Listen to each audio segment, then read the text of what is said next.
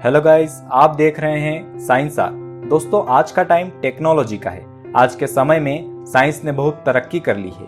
आज हर एक दिन कोई न कोई नया इन्वेंशन होता रहता है और कई ऐसी चीजें हैं जो हमें एक नए वर्ल्ड की ओर ले जा रही है। तो फ्रेंड्स, मैं आपके लिए आज कुछ ऐसी ही जानकारियां लेकर आया हूं। तो चलिए बिना टाइम वेस्ट किए कुछ नया जानते हैं।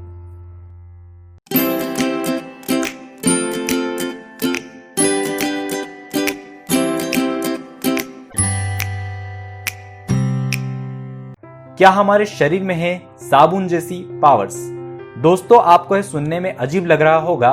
आप सोच रहे होंगे कि साबुन जैसी पावर्स का क्या अर्थ होता है। तो मैं आपको समझाता हूं।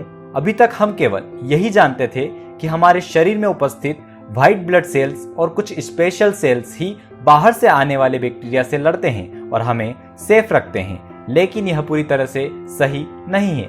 अभी कुछ साइंटिस्ट ने बताया कि जब हमारे शरीर पर बैक्टीरिया अटैक करते हैं तो हमारी सेल्स एक साबुन जैसा पदार्थ निकालना शुरू कर देती है जो बैक्टीरिया पर अटैक करके उसे खत्म कर देता है। येल विश्वविद्यालय में हार्वर्ड ह्यूजेस मेडिकल इंस्टीट्यूट के जांचकर्ता इम्यूनोलॉजिस्ट जॉन मैकमेकिंग ने बताया कि हमारे इम्यून सिस्टम के इम्पोर्टेंट खिलाड़ी जैसे एंटीबॉडीज और व्हाइट ब्लड सेल्स पर बहुत ध्यान दिया जाता है, परंतु हमारे शरीर की हर सेल इन्फेक्शन से बचने की क्षमता रखती है। और जब भी कोई बाहरी अटैक हमारी बॉडी पर होता है तो हमारा इम्यूनिटी सिस्टम इंटरफेरोन गामा नामक अलार्म सिग्नल छोड़ता है, जिससे दूसरी कोशिकाएं भी अलर्ट हो जाती है।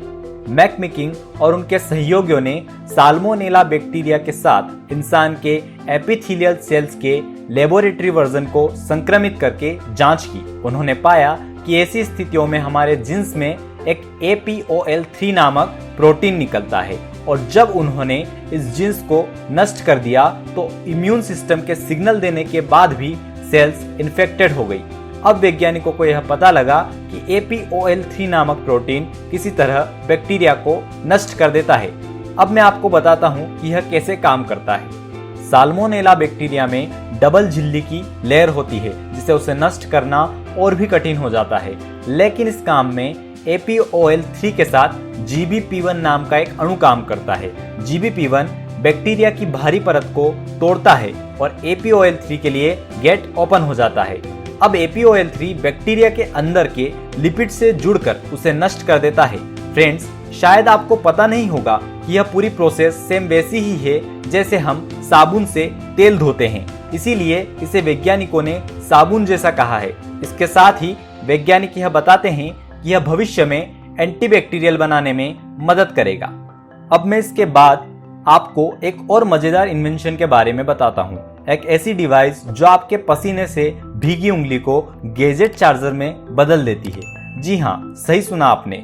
साइंटिस्ट एक ऐसी डिवाइस लेकर आए हैं जो आपकी उंगली पर एक बैंडेड की तरह आसानी से लग जाएगा और यह आपके पसीने में उपस्थित केमिकल का यूज करके बिना हमारी मेहनत के इलेक्ट्रिक एनर्जी बनाएगा।